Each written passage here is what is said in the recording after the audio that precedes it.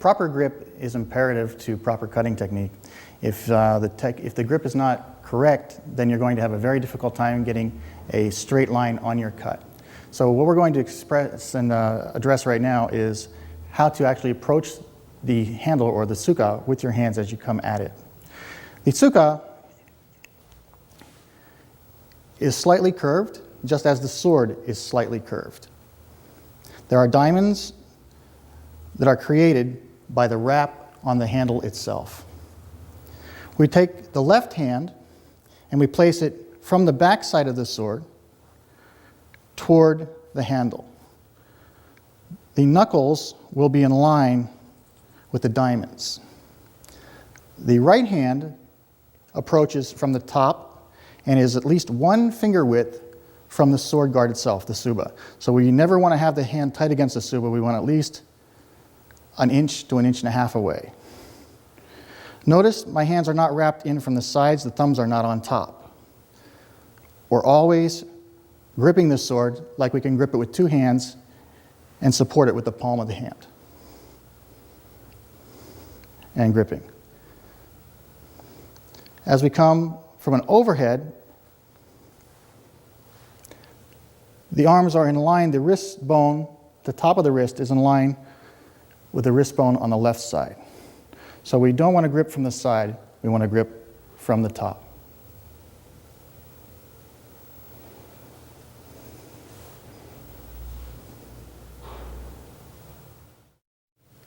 Any good swordsman is familiar with his tools, and his tools in this case happen to be the samurai sword itself, the katana. So what I'd like to go over right now are different parts of the katana so that you will recognize those terms and parts of the sword as we go through the rest of the DVD. So if we can take a look at the sword itself, the entire sword is referred to as a katana. Starting with the handle end, the handles are referred to as the tsuka. The tsuka has an end to it, a small butt cap that's called the tsukagashira, or the end cap. The wrapping is called the tsukamaki, or sometimes referred to as ito, which is the actual cord that wraps around it. Inside, you'll notice there is black ray skin in this particular sword. Sometimes it's white ray skin. That's called same. The pegs that hold the handle onto the blade itself are called mekugi. And you're always going to check a mekugi before you use it. Make sure that they're tight. Make sure they're not brittle or used or loose. The handguard is referred to as the tsuba. The scabbard is known as the saya. The end of the saya is referred to as a kojiri. There's a small knob on the saya that we refer to as the kurigata. And the kurigata, within the kurigata is attached a string. It's a braided piece of material we refer to as sageo. So the entire sword with the saya, the tsuka, the tsuba is referred to as a katana. If we remove the saya and take a look at the sword itself, you'll notice we have a small collar in this position just forward of the tsuba. The collar is referred to as the habaki. And just behind the tsuba, we have a fuchi.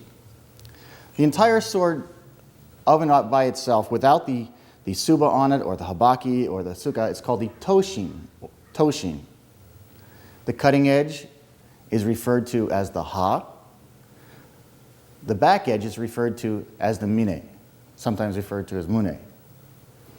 You'll notice there's a raised section through the middle of the sword, running from the base all the way to the tip. That's called the shinogi. It's a raised edge, and many times you're going to be using the shinogi to do your blocking or deflecting with. Behind the shinogi, and on this particular sword, is a small ditch that runs the entire length of the sword, and that is called bohi. The very tip, the curved edge, the entire area is called kisaki, and the curved edge itself is known as the hoshi. Sometimes we use the hoshi to cut. but most of the time we use the cutting edge that goes from a slight line called the yokote that separates the sword from the kisaki back to about 9 inches behind. This area from here to here, from the 9-inch mark up to the yokote, is called the monouchi. There's a cloudy line that runs just along the edge, and that's referred to as the hamon. If you understand these parts of the sword, it's very easy to understand sword technique and how and why the sword works. The basic curvature of the sword, for our express purposes in iaido or bato jitsu, is it has a general curve to it which we call sori. So there's a general curve that makes an arch. And for iai jitsu or bato jitsu, the perfect curvature, the most curvature is in the very, very center of the sword. So as you continue to learn your sword technique, it's important that you learn a little bit more about the sword. Make sure you have a good cleaning kit so that you can take care of the sword and maintain it, and enjoy your swordsmanship, and a good sword like that will last a lifetime. Targeting is very important when you're performing samurai swordsmanship. It's not enough to be able to perform a cut. It's not enough to be able to perform a waza or a kata, but it's very important that you use the proper placement of the blade on the body in order to perform that cut. Otherwise, it's going to be ineffective or less effective than it could be. So what we'd like to do right now is demonstrate for you different targeting areas of the body that we use for specific cuts. Starting off, the first cut obviously is a downward cut, and we use what we call the men, or the head, is a direct straight cut down the center line of the body. The sword travels outward, and we use the monouchi, the last 9 inches of the blade, to deliver the cut. You don't want to be too shallow, but we want to get enough of the blade in use so that it can cut through. The second cut we're going to use is a yokomen cut. Yoko means side, the men means head, so we're cutting to the side of the head, targeting normally near the temple area. You can go left side or right side as your cut. The next cut on the way down is a kesa cut.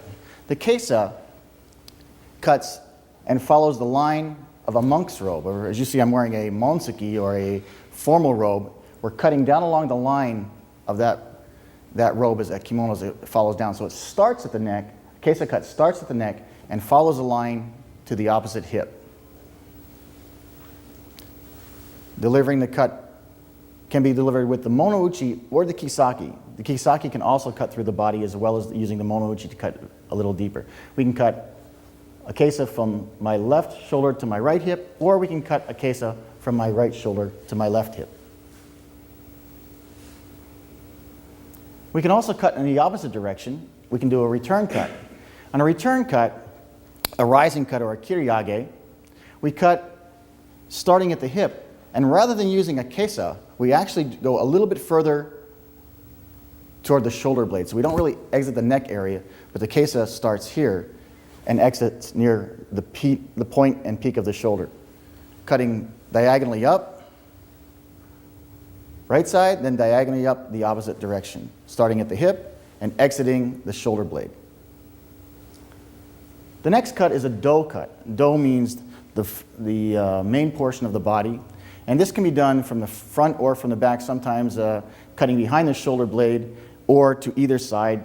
Yoko, which is a sideways cut, sometimes referred to as suihei. Suihei and yoko are the exact same cut. It's a very flat cut. Or an angular cut as to the body. Right to left, straight through the body, or left to right through the body. Sometimes diagonally through the body from this position. That's still considered a do cut. The other cutting targets are on the extremities. What we refer to as the wrist is known as the kote. So sometimes as I hold a sword, my kote is exposed, particularly my right kote, because it's always forward as I hold the sword. So the kote can be cut in this position. Sometimes the kote is cut in this position. So that is a kote cut. The other cut is a hiza. Hiza is the knee. Sometimes as I perform a hasso no kamae or a jodan no kamae or a waki kamae, obviously the closest target to the opponent is the knee area, and he cuts low to that area. Those are the primary targets in Bato Jutsu or Bato Do. Make sure that as you're performing your waza, as you're performing your kumitachi techniques, your two-man drills, that you are specifically going for those targets to be more effective with your cuts.